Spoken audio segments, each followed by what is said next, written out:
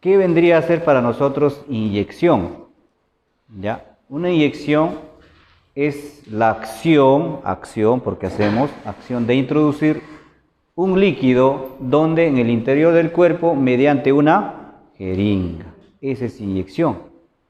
Es la acción de introducir un líquido en el cuerpo a través de una jeringa y que esto va a ir en beneficio del paciente, obviamente, ¿no? Estas se designan de acuerdo con la región anatómica. Podemos tener inyecciones intramusculares, inyección subcutánea, endovenosa, intratraqueal, después intraósea. Entonces, eso se llama inyección. Ahora, ¿a qué vendría inyectable? Es otra definición, no es lo mismo que inyección. El inyectable es una forma farmacéutica líquida o semilíquida, estéril, constituida por uno o más principios medicamentosos disueltos, destinada a suministrarse por vía subcutánea, intramuscular, endovenosa, intrarraquídea o vía parenteral. Es prácticamente el medicamento. Puede venir en forma líquida, semilíquida o sólida. ¿Sólida cuáles serán? ¿Sólida cuáles serán? Por ejemplo, los antibióticos, ¿no? Vienen en polvito. Claro, ¿ya? Y el medicamento es una sustancia o preparado que tiene propiedades curativas y preventivas. Se administra para ayudar al organismo a recuperarse de los desequilibrios producidos por enfermedades. Tenemos una variedad, muchos medicamentos, desde la A hasta la Z, ¿no? Antibióticos, analgésicos, antipiréticos, antiprotozoarios, una cantidad. Son sustancias preparadas que tienen propiedades curativas o preventivas. ¿Para qué se administra? Para ayudar al organismo. ¿Ya? Entonces, eso es el detalle. ¿Sí va, no?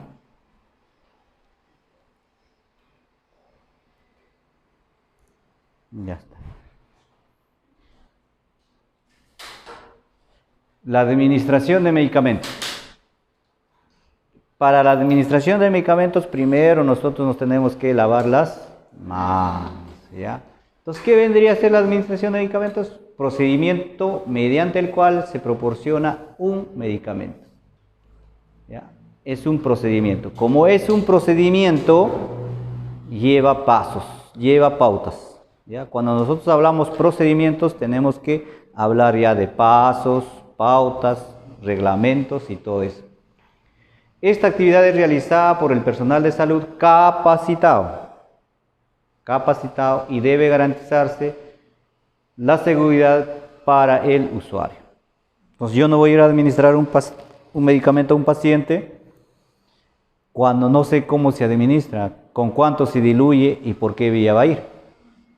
Entonces, al percatarse el paciente en esa situación que yo me encuentro, el paciente también se va a volver nervioso y no va a querer que le administre.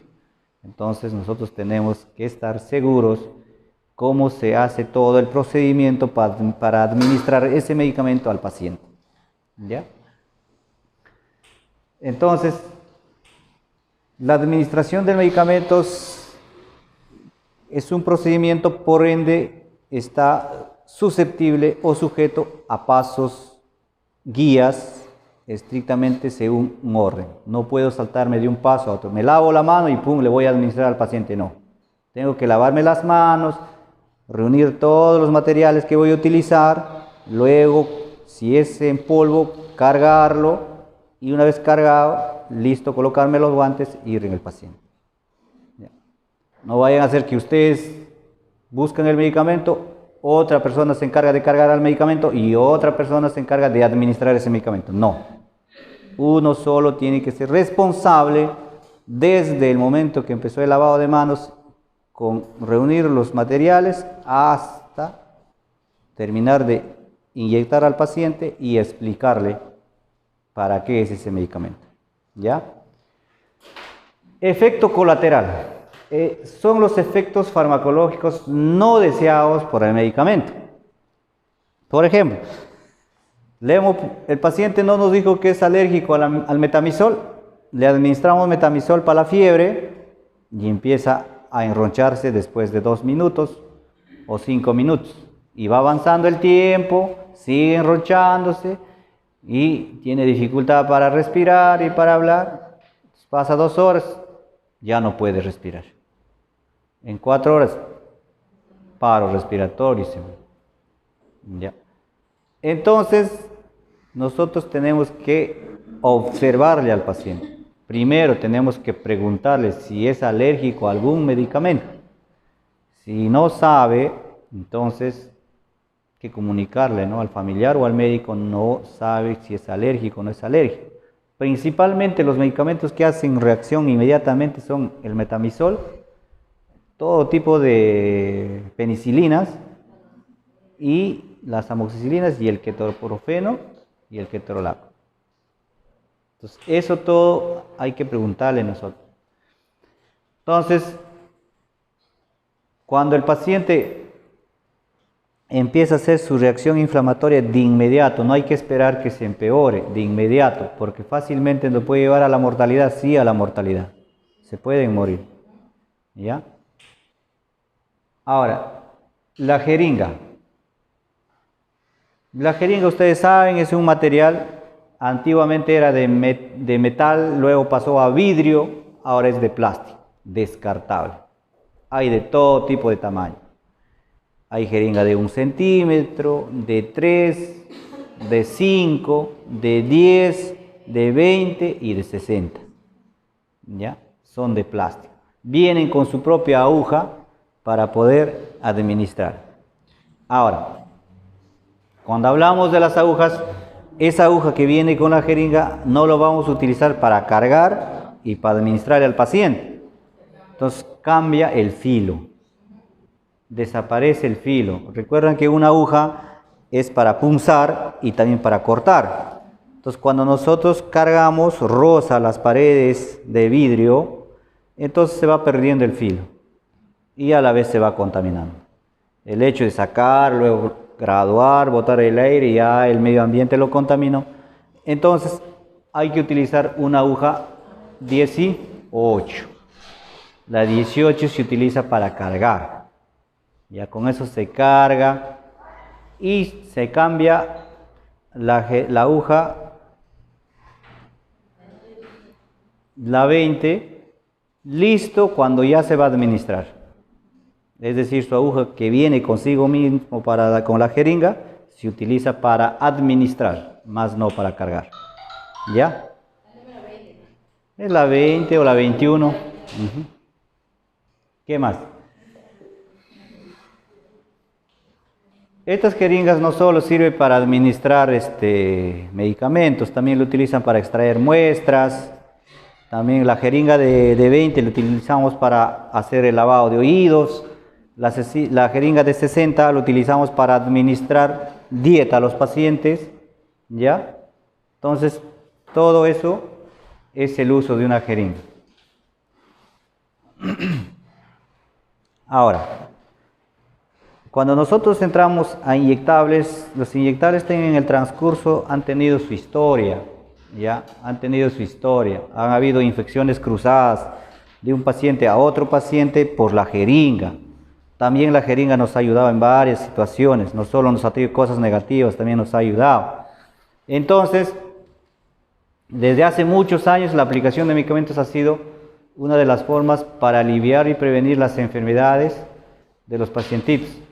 Esto ha ido evolucionando a través de los años en las formas que se encuentra ahora, ¿no? Entonces, si contamos la historia, las jeringas eran lavadas, pues lavaban con detergente, luego lo hacían hervir en una olla y luego pasaba al secado. Pero esto no era suficiente para totalmente eliminar al microbio, sino el microbio permanecía en las zonas más estrechas de la jeringa. Y cuando se le tenía que utilizar para otro pacientito, ya pues pasaba con todos esos microbios y se contagiaban entre ellos, una infección cruzada. Se ha evolucionado bien la ingeniería Ahora ya tenemos una variedad de jeringas y esas infecciones han reducido, ¿ya? Entonces, el desarrollo de la aguja y la jeringa es en 1853. Ya desde ese momento ya había jeringas que se utilizaba para administrar las ampollas. ¿Quién lo utilizó por primera vez? Pasteur. Pasteur es un profesional que es biólogo, que se encargó de estudiar a los microbios y también de buscar sus antídotos. Es por la necesidad que ahí logra crear las jeringas, dispositivos, ¿no? Entonces, él es el autor de las jeringas. Gracias a él tenemos jeringas. Entonces, antes que nosotros tenemos que saber los 10 correctos. Antes se hablaba pues de los 5 correctos. Ahora ya se habla de los 10 correctos. Seguro va a pasar un tiempo y ya van a hablar de 15 correctos. Para el año 2040 ya tendremos 20 correctos.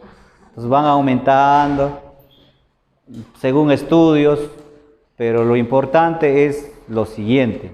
Ahí ustedes pueden ver la preparación del medicamento. 2, la reconstitución y dilución. 5, indicación y dosis. 4, vía de administración. Y 5, la hora de administración. Ahora, lo que viene en la parte de administración, la 6, paciente correcto. A la 7, informar al paciente. No le vamos a poner, pues yo agarro el medicamento, ¿sabes qué? Te voy a poner la ampolla. Entonces el pacientito va a sentir dudas, ¿para qué me estará poniendo? ¿Y por qué me estará poniendo? Se va a interrogar. Entonces nosotros tenemos que explicarle por qué le estamos poniendo y para qué. Entonces una ampollita de metamizol te va a ayudar para aliviarte el dolor y para disminuirte la fiebre. O esta es una ampollita de ranitidina más metamizol más metoclopramida, te va a ayudar para los cólicos abdominales. O te estoy poniendo el Gravol porque estás vomitando demasiado y te va a ayudar. Entonces el pacientito ya queda avisado y te abre las puertas para que tú con más confianza y él también se sienta más tranquilo. Pero si nosotros no vamos con esa metodología, vamos directamente sin informar, ellos se van a sorprender y de repente no te van a aceptar poner. Hasta el niñito, ¿ah? Los niñitos que llegan al hospital por mordeduras o por caídas, le tenemos que poner su ampollita su vacuna para el tétano, no quieren. Pero cuando le hablamos que le va a ayudar, porque si no la bacteria se va a aumentar en tu organismo y te va a ayudar, los niñitos ya dicen y aceptan. Entonces eso es la forma de abrir la puerta de la persona para nosotros tener más facilidad y crear confianza, ¿no? ¿Qué más? La velocidad de administración. Nosotros no vamos a hacer para agarrarte la ampolla, ¡fum!, le pasaste en una, no. De ir lento, sí, lento. Tampoco vamos a coger la jeringa de una distancia y voy a ir corriendo y le voy a pinchar, no. Para ello tenemos que reunir nuestro material y nuestro material trasladar en el paciente y adecuarse, ¿no? Que hay algunos que no hacen eso, simplemente lo cargaron y se van con su jeringa agarradito y donde le encuentran al paciente le pone y corriendo le deja con la aguja, corriendo va a tirar su algodón para que ponga y para que saque. No, entonces eso no es bueno. Cuando nosotros vamos a ir a administrar el medicamento, tenemos que llevar todos los materiales que vamos a utilizar, ¿ya? Porque muchas veces no te van a ayudar, vas a estar sola, entonces ahí solito, sino vas a estar como las enfermeras. Isabel, pásame algodón. Isabel, tráeme la ligadura. Entonces te vas a amargar, va a decir, esa licenciada, ¿por qué no llevará todas sus cosas, no? Ya toma, molesto. Entonces para evitar todo eso, se tiene que todito llevar, todito, listo. ¿Qué más? El registro. Ustedes tienen que, si cuidan a un pacientito, tienen que tener un cuadernito donde registran todo. 10 de la mañana se administró diclofenaco intramuscular. Y si es posible, en el brazo derecho o en el brazo izquierdo o en el glúteo. Porque a veces, una vez fui a aspirar a un paciente sus secreciones, le cuidaban varias técnicas y resulta que en este brazo le había picado algún microbio y estaba bien enrojecido. Y justo ese día antes había puesto una técnica a su ampolla y todos le culpaban a ella porque dice, no es de la ampolla que le has puesto el diclofenac. Entonces todos le culpaban, pero él dice, no, yo no he puesto ahí, yo he puesto aquí. Y entonces no ha registrado, entonces como no ha registrado todos le culpaban. Entonces hay que registrar. En el hombro derecho se coloca a la hora tal. Y si es posible, si está su familia, le hice un favorcito para que veas, para que observes que le administre, cosa que es un testigo, ¿no? Que se está poniendo. ¿Ya? ¿Cuál sería la zona correcta de aplicar, o sea, una inyección auricular? La zona para Las zonas para inyección hay varios hay. Son las intradérmicas tienen sus zonas, las subcutáneas tienen sus zonas, las intramusculares tienen sus zonas, las endovenosas también. Entonces, cuando ya vamos al curso, al tema, al otro domingo de repente nos toca intradérmica. Solamente tenemos que estudiar sus zonas de esa intradérmica. Ya, ahorita estamos haciendo un preámbulo nomás. Preámbulo. ¿Ya? Entonces, ustedes pues estamos entrando para que sepan pues los días correctos, todo eso, porque si no, sin saber esas cosas, vamos a entrar al tema y van a carecer de algo, ¿no? Y el seguimiento. En el seguimiento, ustedes después de haber administrado el medicamento, tienen que observar y conversar con el paciente, preguntarles si les causa algún malestar o sientan escozor o vómitos o sueño, porque hay algunos medicamentos por sí solos causa sueño, escozor. Por ejemplo, cuando le administran el Gravol o le llaman el dimigrinato, da sueño. El medicamento hace que tú giras alrededor de la Tierra, que estás volando y quedas planchado, como dicen, ¿no? Y después despiertas preocupado. Entonces, eso todo le tienen que comunicar, porque si ustedes no le han comunicado, va a despertar el paciente y va a decir, me ha dado alguna droga, me ha pepeado. Entonces, tampoco. Entonces, va a venir su hija, le va a contar y de repente sus hijas van a decir, ¿qué le has dado a mi papá? Preocupado, ¿no? Entonces, antes de eso, hacerle ver, aunque sea, estás con vómitos, no toleras la alimentación, el doctor te ha indicado Gravol, te vamos a poner. Ya sabe, ¿no? Y después de eso, conversar con ellos, viendo si hay algunos malestares. Hay algunos que lo pusieron la ampolla y chao, me voy. Están llegando a su casa y les llama por el celular, ¿sabes qué? Mi papá se está enronchando. Tiene granitos en toda la cara, en el brazo. Entonces tienen que volver ustedes de nuevo en el paciente para ver. Entonces, antes de que suceda eso, ustedes tienen que estar conversando y viéndose el rostro del paciente. ¿Ya? Unos 20 minutos a 30, si no ha pasado nada, ya tranquilamente. No se presenta ninguna reacción. Escriben en su cuadernito y se van. ¿Ya? Ese es.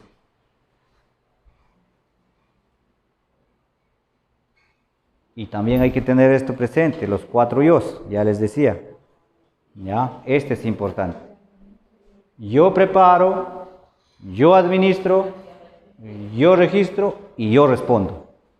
Esos 4 yos tienen que tener presente. Porque tú no vas a preparar, ella no va a administrar, ella no registra y ella no responde. Entonces los 4 tienen que ir a la cárcel si se muere el paciente.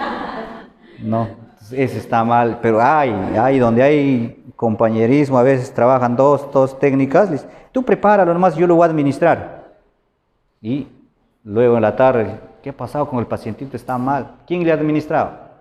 No, ella me ha dicho para yo. Entonces se van culpando entre los dos. Entonces eso no puede suceder. Entonces, el que prepara, lo administra, lo registra y responde a las interrogantes. ¿Ya? Es el único autor de todo eso. Entonces, no se olvidan eso.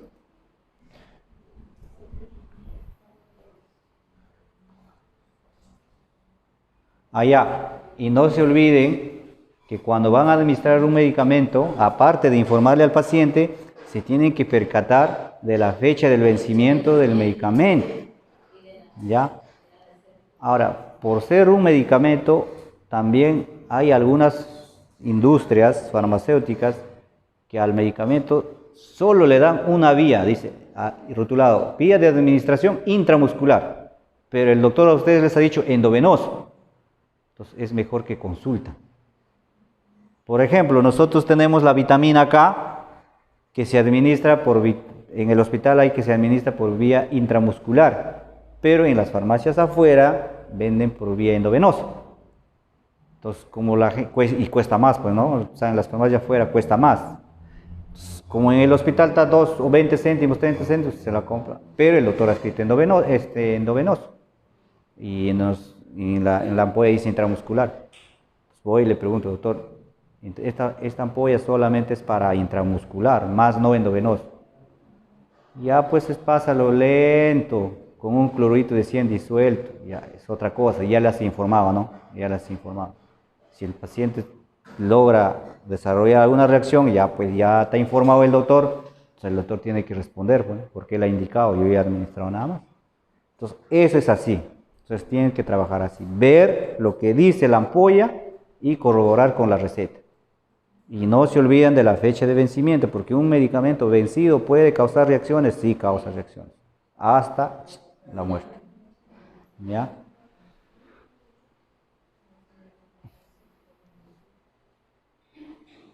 Y también tenemos que saber nosotros, si nuestro paciente recibe tratamientos, saber conservar a nuestros medicamentos.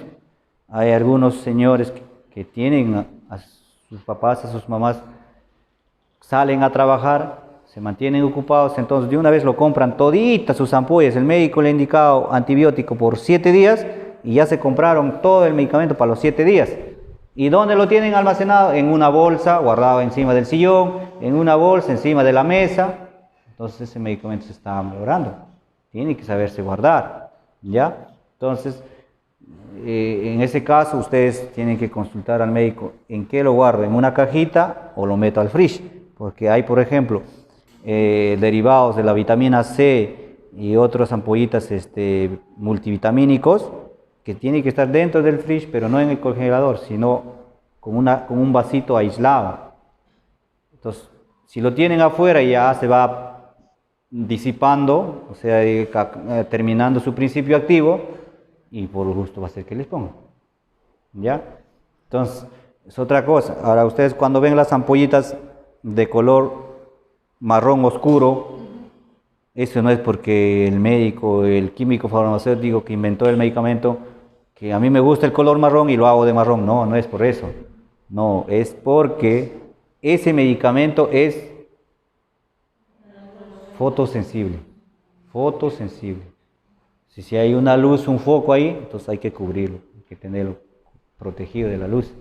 En cambio, aquellos frasquitos que tienen de color blanco, vidrio transparente, no es fotosensible, hay que cobijarlo. ¿Ya? Entonces, eso hay que tener presente siempre. ¿Ya? Entonces, mantener los medicamentos claramente etiquetados con nombre y dosis. ¿Ya? ¿Cuándo puede llevarse a confusión eso? Cuando ustedes cuidan 2 o 3 pacientes en la misma casa. Ahí se puede confundir. Yo he visto varias técnicas, le llamaban para ponerle la vía, porque no le encontraban en la vía, y para cambiarle la sonda, tenían 3, 4 abuelitos. Una abuelita en el primer piso, en el segundo piso había otro abuelito, entonces era la suegra, el otro era la mamá, y a los 2 tenía que atender. Entonces, pero sí lo tenía bien ordenadito sus medicamentos. Para este paciente acá y para el otro paciente acá. Entonces, eso es para que no se confunda. ¿Ya? Tener clara la fecha de elaboración y vencimiento. Ese es muy importante. ¿Ya? Conservar los medicamentos en sus envases originales. ¿Ya? No vaya a ser que les ha dicho, póngale la mitad de la ceftriaxona, porque ese paciente está con neumonía, le vamos a poner ceftriaxona. Póngale la mitad del frasco. Y la otra mitad lo pone y lo mandan a congelar. No, eso solamente se conserva en cajitas. ¿Ya? Entonces, Y si va a durar más de 12 horas, mejor lo eliminan a la otra mitad ya. No vayan a utilizar. Hay medicamentos que se debe conservar por 2 o 3 horas ya diluidos, pero pasado las 4 horas ya se tiene que eliminar ya. ¿Ya? Mantener los frascos bien cerrados. ¿Ya? En el caso de los cloruritos, hay algunos antibióticos como el ciprofloxacino y el metronidazol que vienen en pequeños frascos de plástico. Entonces nosotros tenemos que cuidarlo, taparlo siempre con su cajita, no ponerlos abierto porque algunos son fotosensibles. ¿Ya? Y el otro es, nunca administres un medicamento que tú has encontrado abierto y ya usado. Por más que tu colega te reporta desde el celular por WhatsApp, te dice, ¿sabes qué? Te estoy dejando ahí los medicamentos del paciente, tal. No. Prefieres que encontrarlos íntegro al medicamento y que no causa daño. ¿Ya? Entonces, ¿hasta ahí alguna pregunta? Entonces, las vías de administración de un medicamento son muchos, como ya le respondía a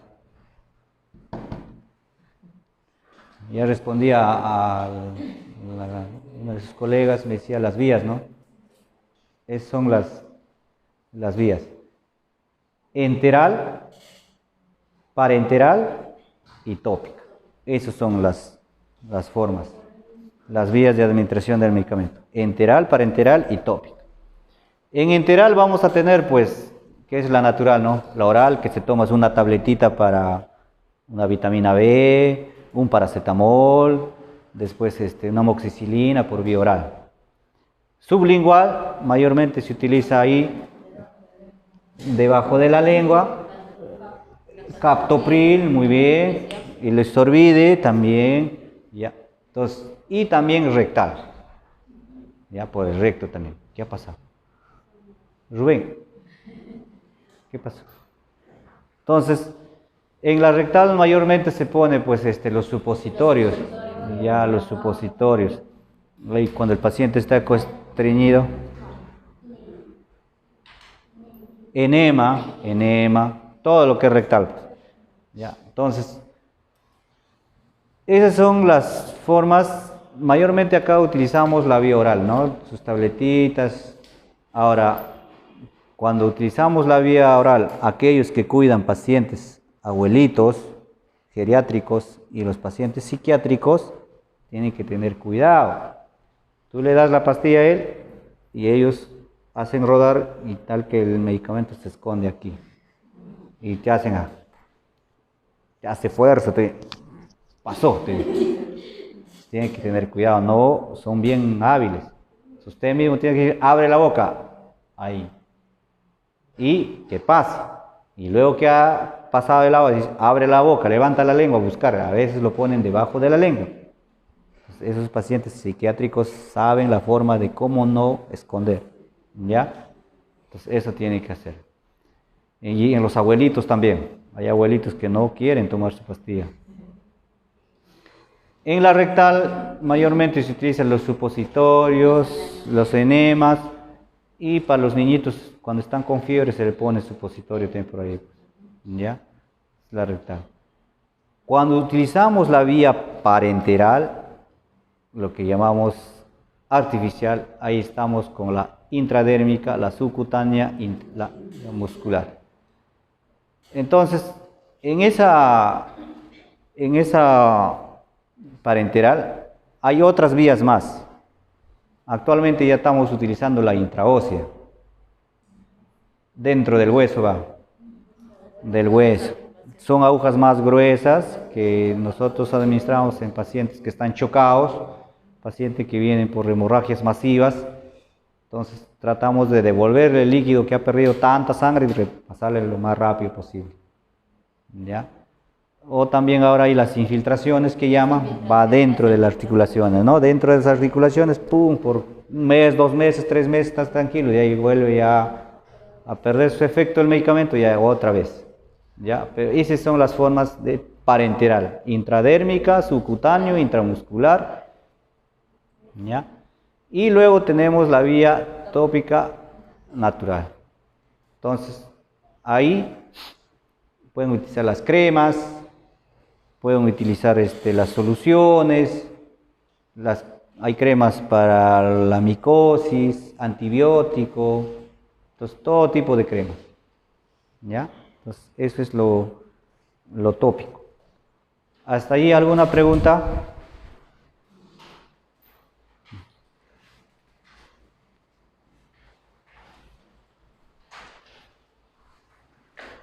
En la vía enteral, ¿a qué nos referíamos con la vía enteral?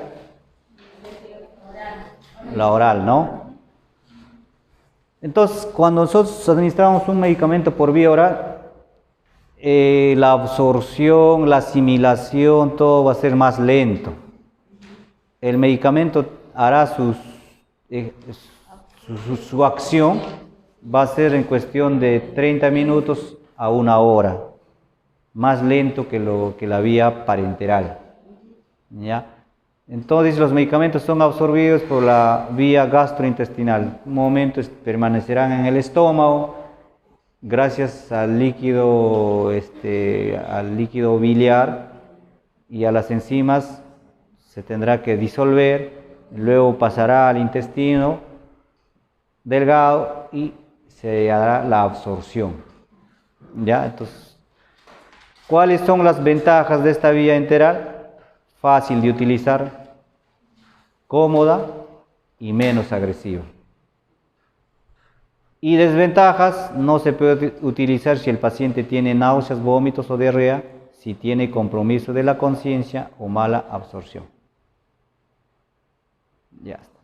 Entonces la pregunta es lo siguiente. Si ustedes van a cuidar a un pacientito y le encuentran que no tolera la dieta, está con diarrea, con vómitos y tiene indicado su antibiótico, ¿le van a dar? No se le va a dar. Claro. Ahora, si el pacientito que ustedes cuidan está con una sonda nasogástrica, el medicamento mayormente se da triturando. Tiene su triturador, se le da. Pero antes de darlo, ¿qué se hace? Vamos a imaginar a ver que uno llega a las 7 de la mañana, cualquiera de ustedes entra a su trabajo y le encuentran ahí al pacientito y por ahí tienen también su cocinera, les dio su desayuno, ahí está su jugo y está su medicamento. Entonces ustedes lo trituran todo. ¿Qué hacemos antes de eso? Ya nos hemos lavado la mano, después ya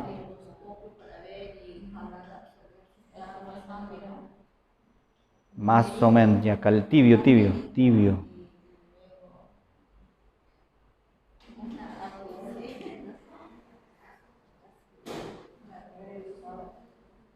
Ya su estado del paciente, ya como está con sonda, ya primero lo que tenemos es lavado de manos, ya. De ahí, posición, ya. ¿Qué posición le ponemos al paciente? Fowler, ya está en posición. Después, ¿qué más hacemos? Hay un punto importante, ya se estaba acercando ya la residuo gástrico. Residuo gástrico, hay que sacar todo el residuo gástrico, porque no le podemos dar encima de eso el desayuno, el medicamento. El paciente en un momento te va a vomitar todo. Recuerden que los pacientes que están echados en cama, postrados, no siempre absorben toda la comida, queda en el estómago. Y si no le aspiramos a ese residuo gástrico, días, se infecta ese residuo gástrico, entonces el paciente en algún momento va a llegar a vomitar, porque es ácido. Entonces hacemos el residuo gástrico, sacamos y le pasamos un poquito de agua, unos 100 centímetros de agua, y volvemos a sacar el agua, es decir, hacer un lavado. Hecho ese lavado, recién pasamos su desayuno. Luego de su desayuno, pasamos el medicamento conjuntamente. Puede ser con el jugo o con un agua aparte después de haber terminado. Y después de haber terminado el desayuno, ¿qué hacemos? De darle, pasamos agüita, ¿para qué? Para que deje limpio toda la sonda nasogástrica, porque si no en las puntas, recuerden que la sonda nasogástrica en la punta son agujeros, entonces ahí se puede codar el medicamento. Si se coda el medicamento y obstruye, ya no van a poder hacer pasar ya no van a poder. Entonces, para evitar eso se pasa agüita, ¿ya? Profesor, una pregunta. En esto, o sea, ¿cuáles son los efectos o qué las pastillas que lo tienes que aplastar en el caso que el paciente nasogástrico, de lo que acaba de mencionar, y un paciente que le da la pastilla de Ya, la diferencia. ¿Por qué con sonda y por qué con no con sonda? ¿Qué efecto hace? Porque, o sea, es diferente es que tú te la pasas entre la pastilla y no es que lo hagas triturar. Exacto. Ya, el efecto de la pastilla triturada es más rápido porque ya está desintegrado. Entonces lo que queda es solamente al estómago pasar y que el intestino delgado absorba rapidito. No altera. En cambio, en el paciente que va a tomar sus pastillas se tiene que desintegrar. Ahora, ustedes pueden decir, entonces, ¿por qué no se le da a todos los pacientes triturados? Es que el sabor es amargo. Amargo. Recuerdan que la pastilla, esta es la pastilla, por fuera está cubierto y está endulcorado para no causar el mal. Pese así, algunas pastillas es feas, pese a estar recubierta, pero si le seguimos sacando es totalmente un sabor desagradable. Entonces, cuando le damos triturado es capaz de que y lo expones, el principio activo del paciente lo expones y de repente ya no llega a hacer su efecto. Entonces, lo pasamos por sonda porque la sonda va a pasar tranquilo por el estómago. No va a causar ningún gusto al paciente, sino va a llegar al estómago. En cambio, cuando le das triturado, cuando el paciente está consciente, no, hasta puede toser y aspirarse, porque es polvo. Ese es el mecanismo. ¿Qué más? Al paciente que esté con, no sé si ustedes han visto pacientitos con trastorno del sensorio. Ustedes le hablan, no responde. Un paciente mayormente son los diabéticos y los que han sufrido caídas y han tenido golpes en la cabeza. Con Glasgow de 10 o 9. Entonces tú le hablas, te mira, para que deglute, no puede deglutir. Entonces de preferencia ese paciente tiene que estar en casa con sonda. Porque si le dan la comida, no va a poder deglutir. Se va a aspirar y va a vomitar y neumonía. Entonces esos pacientitos de preferencia hay que ponerle con sonda todo, ¿ya? ¿Qué más?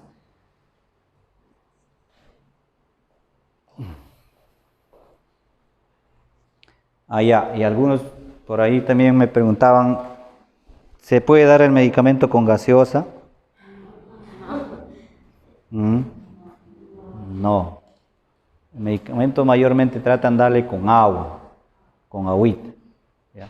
Algunos medicamentos son sensibles con el contenido químico que tienen las gaseosas y tienden a desactivarse. O también algunos dan con el yogur, también no está indicado. Solamente la norma dice agua, ¿ya? Claro, la norma dice con agüita, ¿ya? El principio activo se deteriora con gaseosa, ¿ya? Y al ingresar al estómago, como la gaseosa es ácida, tiende a erosionar al estómago conjuntamente con el medicamento, ¿ya? Hay algunos pacientitos que tomaban su ibuprofeno con gaseosa. Esos pacientes han llegado con perforación de estómago, de las paredes del estómago, porque son bien erosivas, pues, ¿ya? Y también hay pacientes que tienen su tratamiento en casa para la TBC, van a los postas de salud y recogen su medicamento y se toman. Algunos toman con gaseosa, Entonces, todo eso ha hecho de que las paredes huecas del estómago, ya con... El otro también se ha visto que estos pacientes de TBC a veces toman con agua del caño. Por una parte se están perjudicando porque en el agua del caño encontramos bacterias, está la Escherichia coli. Ustedes saben, con todo las redes de conexión de agua, todo, que van dentro del suelo, prácticamente ya el agua que nosotros tomamos es un agua muy contaminada. Se tiene que hacer hervir, por lo menos, ¿no? Hervir, porque si toman eso, ustedes van a tener que estar acumulando Escherichia coli en su estómago y van a sufrir de gastritis erosiva, pues. ¿Ya? Entonces eso no se da con agua hervida. Entonces en la vía tópica, ya hemos visto, son los procedimientos por los cuales se aplica un medicamento en la piel. Las mucosas de distintos órganos cuya acción se efectúa en el mismo sitio de aplicación. La vía tópica permite proteger la piel, desinfectar y descongestionar, aliviar el dolor, controlar la infección, dominar la secreción de líquidos y estimular la cicatrización. Entonces, cuando nosotros utilizamos por vía tópica una crema o una loción, lo primero que tenemos que ver es que a la herida no se le pasa con la crema. Alrededor de la herida se le hace. Porque recuerdan que la herida no va a absorber. El que va a absorber es la piel intacta, no la herida. Entonces, lejos que nosotros al agregarle esa crema a la herida, hacemos que se demore la proliferación de nuevas células, la procreación de nuevas células en esa herida. Inhibimos poniéndole la crema, retardamos. Entonces, lo mejor es colocar la crema alrededor de la herida. ¿Ya? Igual, cuando hay quemaduras, igualito. Cuando hay quemaduras y heridas no pueden aplicarse alcohol. Hay algunos que ven y dicen, no, échale alcohol. Por herida con alcohol no es. Por eso que queda cicatrices, pues. Cicatrices. En lugar de eso de alcohol podemos agregar agua. Agua y agua. Podría ser, pero con el alcohol vamos a hacer que le duela más al paciente, le arde y demora el proceso de regeneración de ese tejido. ¿Ya? Entonces, eso.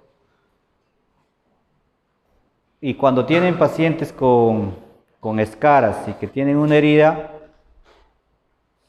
no van a sacar provecho ustedes untando a la herida con la crema. Lo que se saca beneficio es alrededor, ¿ya? Hay que lavarlo nomás con agua, jabón y si tenemos yodo povidona y luego hacer el enjuagado. Pero alrededor hay que utilizar. Y la vía parenteral son, como les dije, varias. Ahí va la vía intradérmica, subcutánea, intramuscular, endovenosa, intraósea. Entonces, el término parenteral se refiere a la administración de un medicamento con una aguja hipodérmica a través de músculos, tejido y vena. ¿Está bien? Ahora, cuando nosotros hablamos de vía parenteral, vamos a tener mucho cuidado cuando nos referimos a cada caso, por ejemplo, intradérmica, subcutánea, a los ángulos.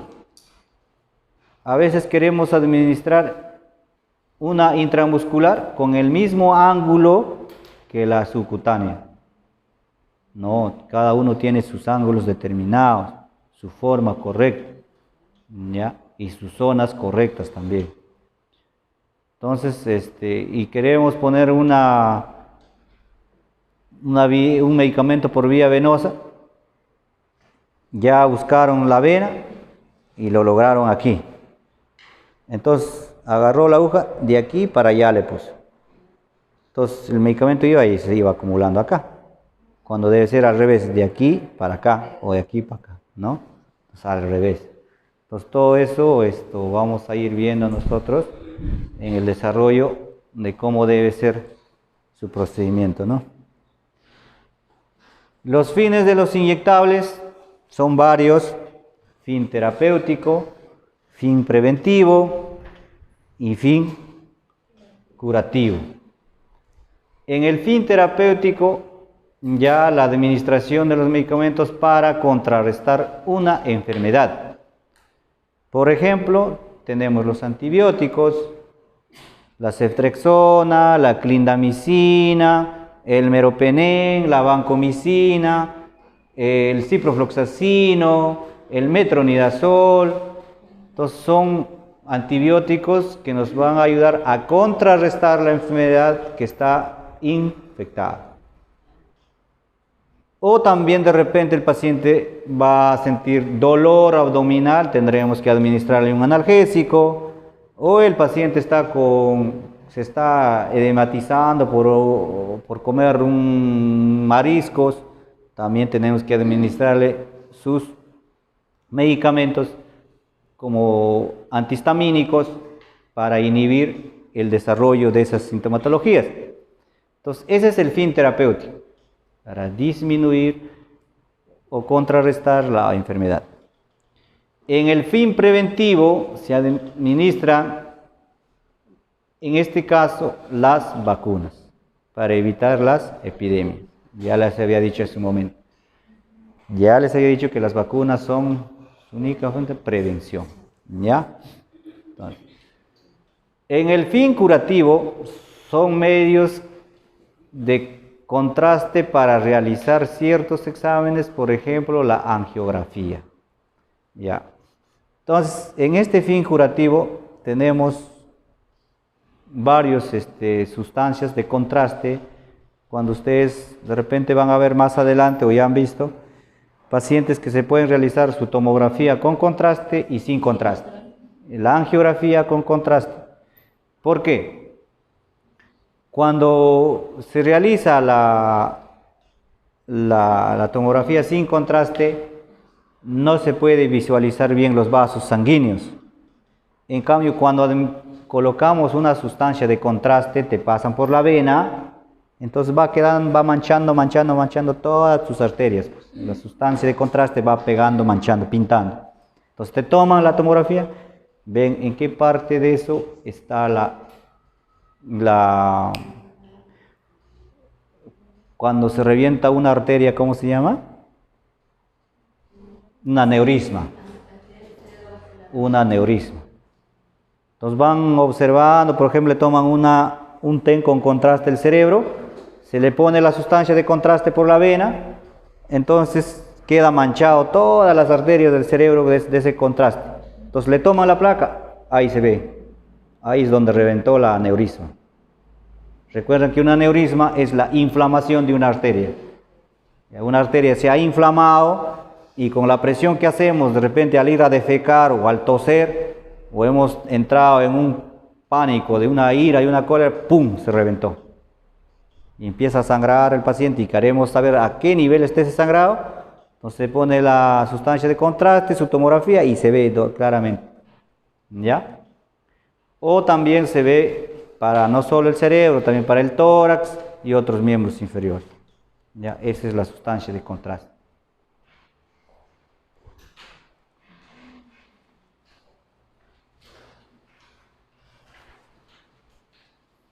Clasificación de los inyectables según su contenido. En esta parte vamos a ver los inyectables unidosis y multidosis. La unidosis se aplica una sola vez. Por ejemplo, una ampollita de gentamicina, ¿no? Dice, van al hospital por dolor abdominal, entonces fiebre, va el médico, le dice, ¿sabes qué, señora? Sácate tu examen de orina, vamos a ver, se toma la muestra de orina, sale infección urinaria. Entonces ya te vamos a poner tu gentamicina. Entonces te ponen una ampollita de gentamicina para disminuir la multiplicación de los microbios. En cambio, en la multidosis, quiere decir su nombre mismo, varias dosis. es para 2 o más usos. Frasco de complejo B, por ejemplo. ¿Sabes qué, señora? Usted ha venido por dolor de cabeza, tienes que tomar tu vitamina B por un mes. Entonces vas a la farmacia, te compras un pote, ahí viene como 30, 40. ¿Sabes qué, señora? Usted está embarazada y necesitas tomar unos medicamentos que te van a ayudar a usted y al bebé. Entonces tomen la fórmula de la madre, otra fórmula, muchas formas. Diario tienes que tomar en el desayuno. Eso se llama multidosis. En cambio, una dosis es una sola vez. ¿Ya?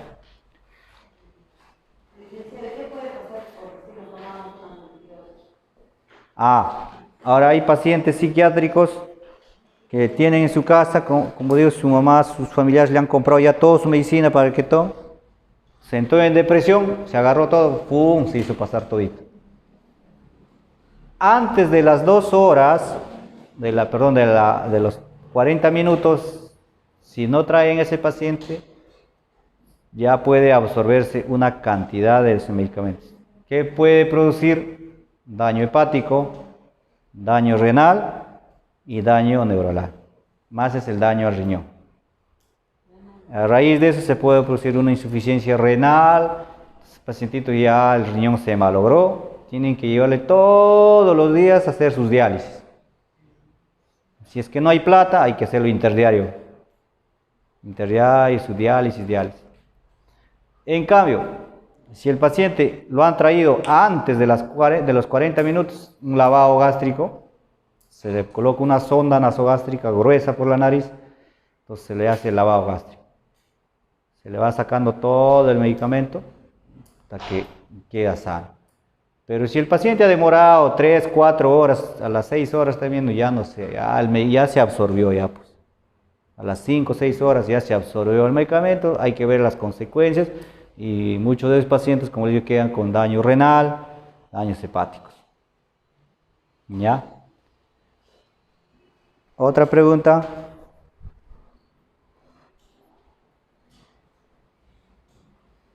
Y muchas gracias.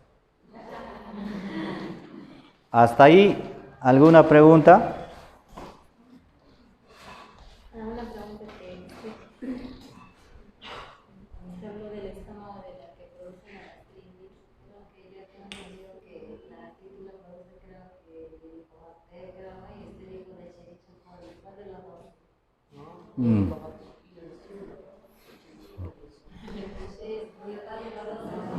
La gastritis no necesariamente lo producen ni la Escherichia coli ni la Helicobacter pylori. No necesariamente, pero sí lo producen. No. La gastritis puede producir por un medicamento, principalmente los AINES. El ibuprofeno, el ketoprofeno lo produce fácilmente. ¿Ya? Ahora, y si no te haces hasta inclusive comer unas verduras sin desinfectar, también te produce porque ahí va la bacteria. El problema es que una vez que ya se ha erosionado una parte de la pared de la mucosa, ahí se tiende a pegar la bacteria. Y nosotros lo tenemos a la bacteria, al Helicobacter pylori, y el Escherichia coli dentro del estómago. Viven en cantidades pequeñas, principalmente el Helicobacter pylori. Entonces se impregna y nunca más suelta. Ahí vive trenzado en las paredes. Trenzado. Entonces con el tiempo se alimentan de la mucosa gástrica. Entonces con el tiempo van erosionando, van abriendo las paredes de la mucosa hasta que llegan a perforar. Y con el tiempo sí puede producir un cáncer gástrico, sí producen un cáncer gástrico. Más lo que te alimentas, más lo que consumes medicamentos, se hace una apertura de la pared del estómago y puede ser una hemorragia digestiva baja o alta. Entonces empiezas a sangrar. Entonces es donde ahí te van a pasar sangre, te van a dar medicamentos por un mes, ¿ya? Para el Helicobacter